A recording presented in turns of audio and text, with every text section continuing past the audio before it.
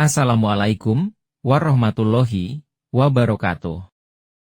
Jumpa lagi dengan Media Perkebunan, di channel Media Perkebunan, yang selalu menampilkan informasi seputar perkebunan, dan sebelumnya kami harapkan teman-teman dalam keadaan sehat selalu, dan dalam lindungan Allah Subhanahu wa Ta'ala. Amin amin amin, ya Robbal Alamin. Sobat Planters, Indonesia sebagai negara dengan luas perkebunan kelapa sawit terluas di dunia kurang lebih 16 juta hektar, tentunya memerlukan penanganan yang sangat serius, terutama masalah bibit atau benih. Ketersediaan bibit yang baik akan menjaga keberlangsungan bisnis perkebunan kelapa sawit, maka dari itu bibit yang diproduksi oleh perusahaan penyedia bibit harus memperhatikan ketersediaannya untuk domestik. Jangan sampai bibit yang baik malah diekspor ke luar negeri. Sementara bibit yang kurang baik atau abal-abal malah dibudidayakan sebagai komoditas perkebunan kelapa sawit kita, alhasil produktivitas yang didapat sangat rendah, dan akan mengakibatkan biaya tinggi sementara outputnya rendah. Ekspor benih harus mempertimbangkan kebutuhan dalam negeri, karena petani pada umumnya masih merasa kesulitan mendapatkan benih unggul bermutu dan sering tertipu menggunakan benih asalan. Selain itu, proses perizinan untuk ekspor benih kelapa sawit memerlukan kebijakan yang selaras terhadap ketentuan regulasi yang saling terkait. Baiklah, mari kita kaji beberapa dampak yang terjadi apabila Indonesia melakukan ekspor benih atau kecambah sawit.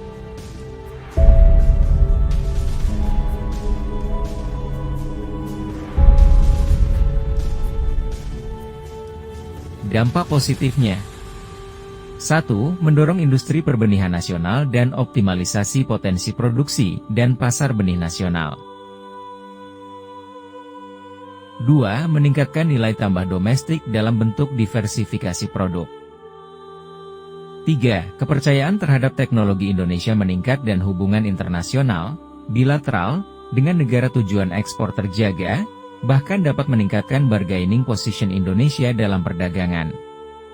4. Mendukung kebijakan pemerintah dalam peningkatan ekspor komoditas bernilai tinggi dan meningkatkan hasil devisa negara. Dan apakah ada faktor negatif dari ekspor benih sawit? 1. Secara sosial dan politis dikaitkan dengan terganggunya kemampuan penyediaan kebutuhan benih kelapa sawit pada PKSR atau Permajaan Kelapa Sawit Rakyat.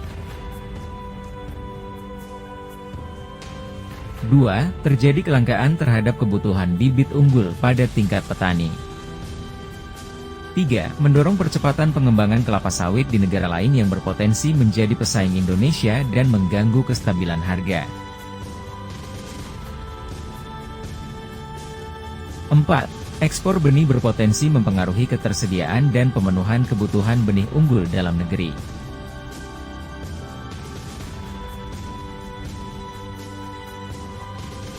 Jadi menurut hemat kami, permintaan impor benih sawit oleh negara pengimpor, jangan serta-merta diberikan, harus juga melihat ketersediaan benih untuk domestik, dan ketersediaan lahan perkebunan baru, dan apabila sudah mencukupi dan analisa ketersediaan potensi perkebunan baru sudah ditetapkan, maka untuk melakukan ekspor benih barulah dapat dipertimbangkan.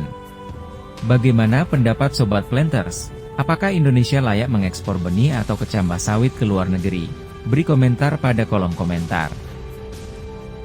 Sobat Planters, demikianlah informasi singkat kita tentang dampak dari ekspor benih sawit Indonesia. Semoga informasi ini bermanfaat, dan terima kasih. Wassalamualaikum warahmatullahi wabarakatuh.